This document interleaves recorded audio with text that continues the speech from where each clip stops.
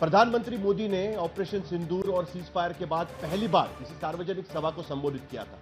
इस सार्वजनिक सभा में उन्होंने साफ तौर पर कहा कि अब पाकिस्तान का आतंकवाद बर्दाश्त नहीं किया जाएगा। उसके साथ साथ ऑपरेशन सिंदूर के सफलता के लिए उन्होंने सेना के शौर्य को सराहा।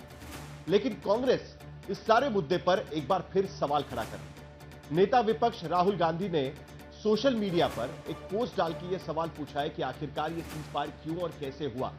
इन तमाम सियासत को लेकर दरअसल कांग्रेस 10 तारीख से ही इस पूरे मामले को लेकर सवाल उठा रही है। कांग्रेस का यह मानना है कि जिस तरीके से पाकिस्तान के साथ सीज फायर हुआ वो ठीक नहीं हुआ। दूसरा उनका सवाल है कि सेना पाकिस्तान की जब छक्के छुड़ा रही थी तो आखिर भारत ने ऐन वक्त पर सीज फायर का फैसला क्यों लिया। सीज फायर की चाहे जो भी वजह रही हो, जो भी शर्तें रही हो, लेकिन उस पाकिस्तान की बात पर क्या भारत को भरोसा करना चाहिए।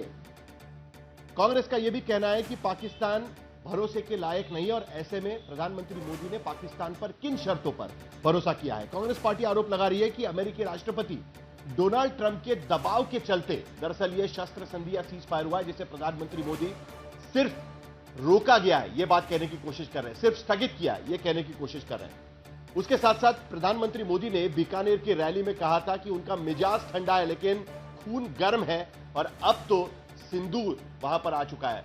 उसी पर सवाल उठाते हुए राहुल गांधी कह रहे हैं कि सिर्फ कैमरा पर प्रधानमंत्री मोदी का खून गर्म होता नजर आता है, लेकिन उसके साथ साथ पाकिस्तान के मौजूदा स्थिति को लेकर भी चर्चा होनी चाहिए, क्योंकि जो आज की स्थिति में हम देख रहे हैं कि सेना, पाकिस्तान की सेना और वहां के दहशतगर्द एक ही भाषा में बात कर रहे हैं। हाफिज सईद भी कह रहे थे कि अगर पानी रोका गया तो खून बहेगा।